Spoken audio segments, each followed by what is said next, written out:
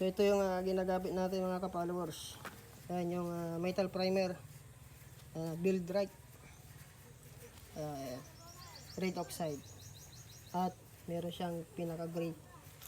Ayan. So makapit po yan mga guys. Ayan. Maganda po siya sa mga tubular, sa mga angle bar. Ayan, makikita na. So ayan. So basic lang yung para pintor natin, oh. Makikita nyo ganyan, ah.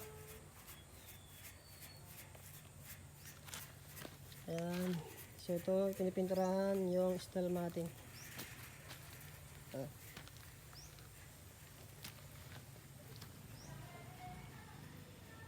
Ayan na.